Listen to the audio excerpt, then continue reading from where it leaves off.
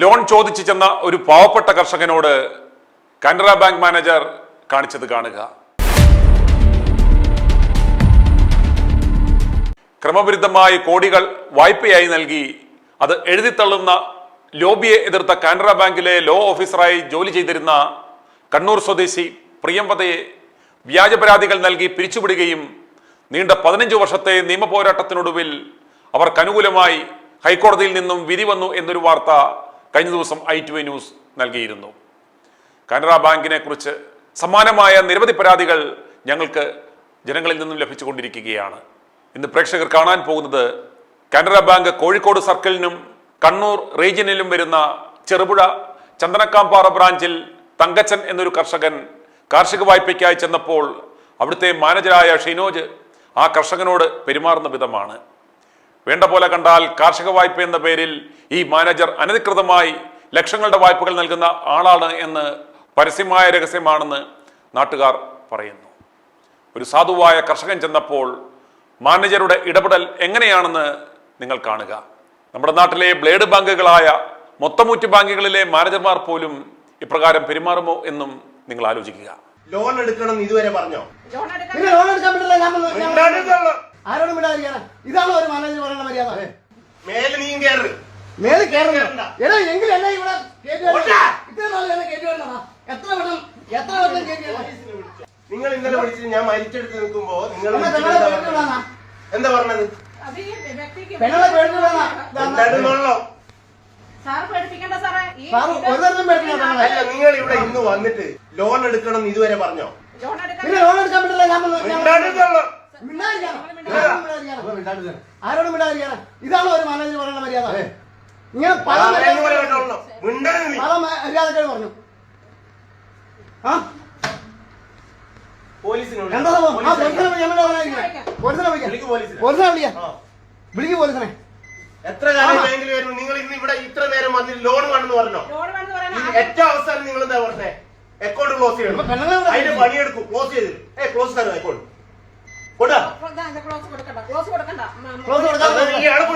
ഞങ്ങൾക്ക് നഷ്ടപരിഹാരം തന്നില്ലല്ലോ.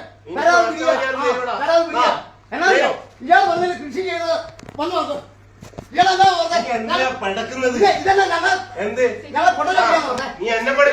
പല മാനേജർമാരുടെ അടുത്തും പുള്ളിക്ക് മലയാളം ശരിക്കറിയില്ല. എന്ത് മര്യാദ കൂടി പെരുമാറുന്നത്? എന്നെ മര്യാദ പഠിപ്പിക്കണ്ട. പിന്നെ തന്നെ കപ്പയില് എടോ ഞാൻ അങ്ങനെയാണ് എത്ര പേർക്ക് അല്ലാത്തവരുടെ കൃഷി ചെയ്യാതെ കൊടുത്തതായിരുന്നു കാര്യം. താൻ കൃഷി ചെയ്യാതെ എത്ര പേർക്ക് ഇവിടുന്ന് തന്റെ താമസത്തിൽ തന്നെ വീട്ടിൽ കൊണ്ട് കൊടുത്താണ്. ഇവിടെയല്ല പറഞ്ഞേ. ഇവിടെ ജനങ്ങൾ താൻ പിടിക്കണേ. എന്നെ തരണോ? എന്നെ തരണോ? അല്ലല്ല, പിടിച്ചു കൊണ്ടോട്. ഇവിടെ ബാങ്ക് ജനങ്ങൾക്കുള്ള ബാങ്ക് ജനങ്ങൾക്കുള്ള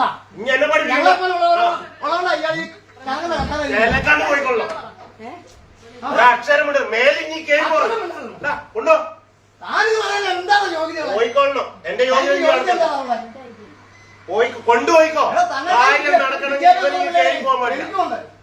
എനിക്ക് വിദ്യാഭ്യാസമുള്ള പിള്ളേരുണ്ടാ. പിടിച്ചുകൊണ്ടുപോയിക്കോ. മേലെ നീ കയറ്. മേലെ കയറുന്ന എടാ എങ്കിലും എന്നെ ഇവിടെ ഇത്ര നാൾ എന്നെ കേട്ടുവരണ എത്ര വട്ടം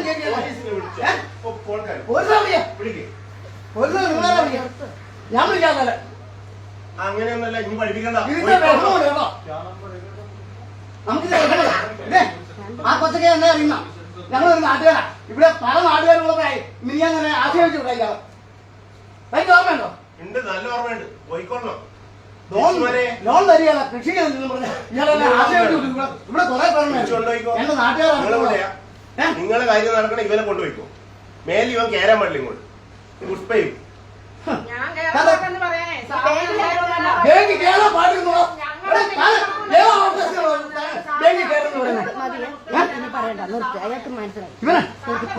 കേരളം പറയാ ഇവന്റെ വീട്ടിൽ നിന്ന് കൊണ്ടുപോകാൻ. ബാങ്ക് മാനേജർമാർ മനസ്സിലാക്കേണ്ടുന്ന ഒരു കാര്യം, ബാങ്കിൽ ഇടപാടുകാരായി വരുന്നത് പലതരത്തിലുള്ള ആളുകൾ ആകും. അവരുടെ വിദ്യാഭ്യാസം, സംസ്കാരം, സാമൂഹിക പശ്ചാത്തലം, മാനസികാവസ്ഥ ഒക്കെ വളരെ വ്യത്യസ്തമാവും. ഇവിടെ ആത്മസംയമനം പാലിക്കേണ്ടുന്നത്, ഡിസിപ്ലിൻ പാലിക്കേണ്ടുന്നത് മാനേജർമാരാണ്. കൊല്ലാൻ വരുന്നവരെയും അനുനയിപ്പിച്ച് കാര്യം കാണുവാൻ അവർക്ക് സാധിക്കണം. എത്ര പ്രശ്നക്കാരാണെങ്കിലും അവരെ തങ്ങളുടെ ക്യാബിനിലേക്കൊന്ന് വിളിച്ചിരുത്തി ശ്രദ്ധാപൂർവം അവർക്ക് പറയുവാനുള്ളതൊന്ന് കേട്ട് അവരോട് സൗമ്യമായി ഒന്ന് സംസാരിച്ചാൽ ആരും പത്തിമടക്കും. എന്നാൽ കാനറ ബാങ്കിലെ ഈ മാനേജർ ഒരു തെരുവ് ഗുണ്ടയുടെ നിലവാരത്തിലേക്ക് താണുപോയി എന്ന് പറയാതിരിക്കുവാൻ നിർവാഹമില്ല. ഇത് ബ്രാഞ്ച് മാനേജറല്ല, ബ്രാഞ്ച് ഡാമേജറാണെന്ന് മാനേജ്മെന്റ് മനസ്സിലാക്കണം. ബാങ്കിൽ കാലുകുത്തരുതെന്ന് കസ്റ്റമറോട് പറയുവാൻ ആ ബ്രാഞ്ച് അയാളുടെ അച്ചുവീട്ടിലെ സ്വത്തല്ല എന്നും മാനേജ്മെന്റ് മനസ്സിലാക്കി കൊടുക്കണം. ഇതുപോലെയുള്ള പാവപ്പെട്ട കർഷകർ എല്ലുമുറിയെ പണിതുണ്ടാക്കുന്നത് കൊണ്ടാണ് ഇതേപോലെയുള്ളവന്മാർ 4 നേരം വെട്ടി വിഴുങ്ങുന്നത് എന്ന ബോധ്യമൊക്കെ ഇവന്മാർക്കുണ്ടാവണം. അതുപോലെ ഇയാൾക്ക് അർഹമായ ശിക്ഷയും ബാങ്ക് നൽകണം. ഇനി പ്രേക്ഷകർ കേൾക്കുവാൻ പോകുന്നത് കാനറ ബാങ്ക് ലോ ഓഫീസറായിരുന്ന പ്രിയംവദയുടെ വാർത്ത കണ്ട് പാലക്കാട് നിന്നും അഡ്വക്കേറ്റ് പ്രദീപ് ഗോപാലകൃഷ്ണൻ ITV ന്യൂസിലേക്ക് വിളിച്ചത് കേൾക്കുക. എന്റെ പേര് പ്രദീപ് ഗോപാലകൃഷ്ണൻ. ഞാൻ അഡ്വക്കേറ്റ് ആണ്. ഞാൻ പാലക്കാട്ട് നിന്നാണ് വിളിക്കുന്നത്. ഞാൻ കാണാറുണ്ട്, സ്ഥിരമായിട്ട് ഞാൻ കേൾക്കാറുമുണ്ട്. പക്ഷെ എനിക്ക് ഇന്നാണ് ആ ഒരു വലിയൊരു ഇമ്പോർട്ടന്റ് ആയിട്ടുള്ളൊരു ഇത് കേട്ടത്. കാനറ ബാങ്കിലെ ഉദ്യോഗസ്ഥയുടെ ഇങ്ങനെയൊക്കെ ഈ രാജ്യത്ത് എന്റെ അച്ഛൻ 13.5 വർഷം ഇന്ത്യയിലെ ഒരു ബാങ്കർക്കും കിട്ടാത്ത ഒരു ഭാഗ്യം, 13.5 വർഷം 2 ബാങ്കിൽ സീനിയർ പോസ്റ്റിൽ ജോലി ചെയ്ത ആളാണ്. 45-ാമത്തെ വയസ്സിൽ ഈ ബാങ്കുകളുടെ ക്രമക്കേടുകൾക്കെതിരെ പോരാടി ജോലി രാജിവെച്ച് ബിസിനസ് ജീവിക്കേണ്ടി വന്ന ഒരാളാണ്. എനിക്കിത് ഈ ഒരു ബാങ്ക് ഉദ്യോഗസ്ഥരുടെ ഈ വിഷയം ഭയങ്കര വികാരപരമായിട്ട് എനിക്ക് തോന്നി. കാര്യം എന്റെ വീട്ടിലെ അനുഭവമാണ് ഇതെല്ലാം.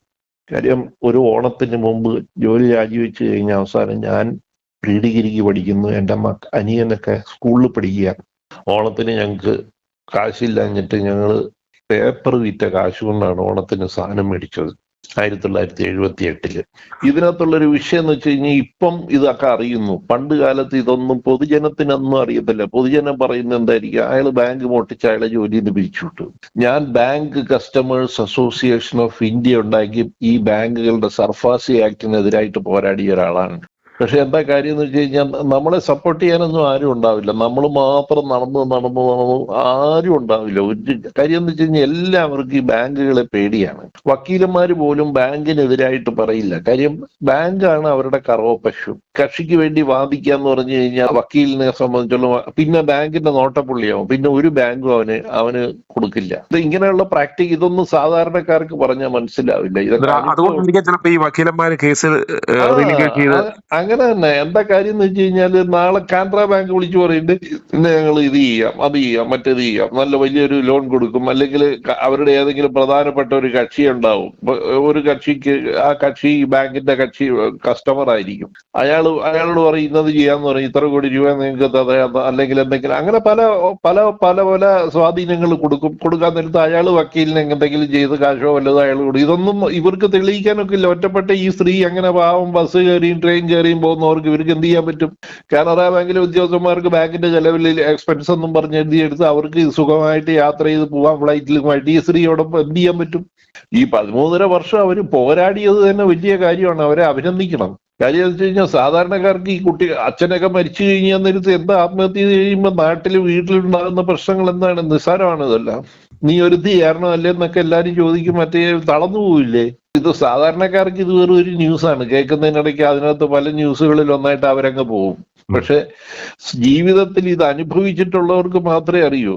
എന്റെ അച്ഛന് ഒരു വക്കീൽ നോട്ടീസ് പോലും ജീവിതത്തിൽ കസ്റ്റമർക്ക് കാശ് കിട്ടാതെ കള്ളന്റെ ഉൾപ്പെടുത്തതിന്റെ പേരിൽ അയക്കേണ്ടി വന്നിട്ടില്ല. 13.5 വർഷം അച്ഛൻ യൂണിയൻ ബാങ്ക് ഓഫ് ഇന്ത്യ കൊട്ടിയത്ത് 1965 മുതൽ 1971 വരെ കൊല്ലത്ത് കൊട്ടിയം യൂണിയൻ ബാങ്ക് മാനേജറായിരുന്നു. അതിനുശേഷം അച്ഛനാണ് പിന്നെ ആ ജോലി രാജിവെക്കുകയായിരുന്നു. കാര്യം വെച്ച് കഴിഞ്ഞാൽ പിന്നെ ഇതേമാതിരിയുള്ള ഹയർ പ്രഷറാണ് വരുന്നത്. അത് കഴിഞ്ഞിട്ട് പിന്നെ അച്ഛൻ ഫെഡറൽ ബാങ്കിൽ ജോയിൻ ചെയ്തു. ഫെഡറൽ ബാങ്കിൽ ഫോറിൻ എക്സ്ചേഞ്ച് KP ഉർമീസിന്റെ കാലത്ത് ഫോറിൻ എക്സ്ചേഞ്ച് 1972 മുതൽ 1979 വരെ ഫോറിൻ എക്സ്ചേഞ്ച് ഓർഗനൈസ് അച്ഛനാണ്. ഗോപാലകൃഷ്ണൻ എന്നാണ് എന്റെ അച്ഛന്റെ പേര്. കൊല്ലത്ത് 13.5 വർഷം ഇന്ത്യയിൽ വേറെ ഒരു ബാങ്കർക്കും ഒരു സ്ഥലത്ത് 13.5 വർഷം ഒരുമിച്ച് ജോലി ചെയ്ത റെക്കോർഡ് വേറൊരാൾക്കും ഇല്ല. ബാങ്കർ എന്നാണ് ഞങ്ങൾ അറിയപ്പെടുന്നത്. നിങ്ങൾ കൊല്ലത്ത് എവിടെയെങ്കിലും ചെന്ന് രാമകുളങ്ങരയോ പടിഞ്ഞാറെ കൊല്ലത്ത് തന്നെയോ? കൊല്ലത്ത് ഞങ്ങളെയൊക്കെ ഓർമ്മയുള്ളവരൊക്കെ കാലങ്ങൾ പോയി. എന്നാലും കൊല്ലത്ത് കുറെ പേരെങ്കിലും കാണും. ബാങ്കർ എന്ന് ചോദിച്ചു കഴിഞ്ഞാൽ ആരും ചോദിക്കും ഗോപാലകൃഷ്ണനിലെ. ഇന്നും ഞങ്ങളുടെ സ്ഥലമൊന്നും കൊല്ലമല്ലായിരുന്നു. എൻ്റെ അച്ഛൻ്റെ വീട് കൊച്ചിയും എൻ്റെ അമ്മയുടെ വീട് പാലക്കാടുമാണ്. ഞങ്ങൾ കൊല്ലത്ത് അച്ഛൻ്റെ ജോലിയായിട്ട് ബന്ധപ്പെട്ട് ഞങ്ങൾ കൊല്ലത്ത് താമസമായി. അങ്ങനെ കൊല്ലം ഞങ്ങളുടെ നാടായി. ഇപ്പോഴും ഞാൻ കൊല്ലക്കാരനാണെന്നാണ് ഞാൻ പറയുന്നത്. കാര്യം 45 വയസ്സ് വരെ ഞാൻ ജീവിച്ചത് കൊല്ലമാണ്. അപ്പോ ഇതൊന്നും പുറം ലോകത്തിന് ഈ ബുദ്ധിമുട്ടുകളൊന്നും അറിയില്ല. ആ സ്ത്രീയെ നമ്മൾ സത്യത്തിൽ അവരെ ഞാൻ നിങ്ങളെ എന്തിനാ വിളിച്ചതെന്ന് വെച്ച് കഴിഞ്ഞാൽ ഇത് ഈ മാധ്യമത്തിലും ഇത് കേട്ടേച്ച് എല്ലാരും പോകും. ഇത് വൈഡ് പ്രിന്റ് മീഡിയയിൽ കൊണ്ടുവരണം. ഇത് കൊടുക്കൂല. ഏത് പ്രിന്റ് മീഡിയ കൊടുക്കും? കാനറ ബാങ്കിനെതിരെ ഒരു പ്രിന്റ് മീഡിയ ഇവിടെ വാർത്ത കൊടുക്കുവോ? അതായത് ഏതെങ്കിലും ഒരു വിഷ്വൽ മീഡിയ ഒരു പ്രിന്റ് മീഡിയോ കാനറ ബാങ്കിനെതിരെ നിങ്ങൾ ഇത്രയെങ്കിലും നിങ്ങൾ ചെയ്തത് ഐ അപ്രീഷിയേറ്റ് യു. കാരണം ഞങ്ങളെ സംബന്ധിച്ചോളം ഞങ്ങൾ ഇവമാരുടെ ഒന്നും പരസ്യത്തിനോ അല്ലെ ഇവമാരുടെ ഏതെങ്കിലും സഹായത്തിനോ പോകുന്നവരല്ല. അതെന്താ കാര്യം? അത് തൽക്കാലം നിങ്ങളെ കൊണ്ട് പിടിച്ചു നിൽക്കാൻ പറ്റുന്നത് കൊണ്ട് അത് ചെയ്തുകൊണ്ട് നടത്തിക്കൊണ്ട് പോവാം. ഇല്ലാത്തവരെന്ത് ചെയ്യും? അതെ, എല്ലാത്തിനും ആഫ്റ്റർ ഓൾ രാത്രിയിൽ വീട്ടിൽ ചെല്ലുമ്പോ പിള്ളേർക്ക് ബിസ്ക്കറ്റും ചായയും കൊടുക്കണ്ടേ? യുദ്ധം ചെയ്തോണ്ടിരുന്ന കുടുംബം നമ്മളോട് നിൽക്കുവോ? ഈ മനുഷ്യരെല്ലാം തളർന്നു പോകുന്നത് അവിടെയാണ്. ഇപ്പൊ ഇന്നത്തെ കാലത്ത് ഇത്രയെങ്കിലും ഇപ്പൊ ഒന്നും അറിയാത്ത ഞാൻ അറിഞ്ഞു. ഇല്ല, ഇതിപ്പോ ഈ സംഭവമായിട്ട് ഒരു ബന്ധമില്ലാത്ത നിങ്ങളുടെ ഒരു മാധ്യമം ഉള്ളത് കൊണ്ട് ഞാൻ അറിഞ്ഞു. അത് നമ്പർ ഇട്ടതുകൊണ്ട് ഞാനും വിളിച്ചു, നമ്മൾ തമ്മിൽ പരിചയപ്പെട്ടു. കാരണം നമ്മൾ വാർത്തയ്ക്ക് കൂടെ ഈ നമ്പർ കൊടുക്കുവാൻ കാരണം എന്തെങ്കിലും നമ്മുടെ വാർത്താ സംബന്ധമായ ആളുകൾക്ക് എന്തെങ്കിലും സംശയമോ പരാതിയോ എന്തുണ്ടെങ്കിലും നമ്മളെ വിളിക്കാൻ കൃത്യമായിട്ട് ഞങ്ങൾ ആൻസറബിൾ ആണ്. ഇങ്ങനെയുള്ള കാര്യങ്ങളിൽ ഈ പോരാടുന്ന ഇരകളുണ്ടല്ലോ, അവർക്ക് സപ്പോർട്ടീവായിട്ട് ആരും ഇല്ല. ഇത് ജനം ഇങ്ങനെയാണ് ഒരു സംഭവം എന്നുള്ളത് ഇത് എത്ര പേരറിയും? കാനറ ബാങ്കിലെ സ്റ്റാഫുകൾ അറിഞ്ഞു. അവരൊരിക്കലും ജോലി ചെയ്യുന്നിടത്തോളം കാലം അവരൊരിക്കലും ബാങ്കിനെതിരായിട്ട് ഒരു അക്ഷരം മിണ്ടില്ല. ഇനി അവർക്കുള്ളത് അറിയാമെങ്കിൽ പോലും യൂണിയനുകളുണ്ട്, അവരെന്തെങ്കിലും മിണ്ടുവോ? കാര്യം യൂണിയന്റെ നേതാക്കന്മാർക്ക് അവർക്ക് വർക്ക്മെൻസ് ഡയറക്ടർ എന്ന് പറഞ്ഞൊരു പോസ്റ്റ് ഉണ്ട്. അവർക്ക് വലിയ വലിയ പ്രൊപ്പോസലുകൾ പാസ്സാക്കാൻ നേരത്ത് ഇവരുടെ സപ്പോർട്ട് വേണം. ഈ ഒരു പാവത്തിന്റെ കാര്യം പറഞ്ഞുകൊണ്ട് നടക്കാനൊന്നും അവർക്ക് മെനക്കെടത്തില്ല യൂണിയനുകളൊന്നും.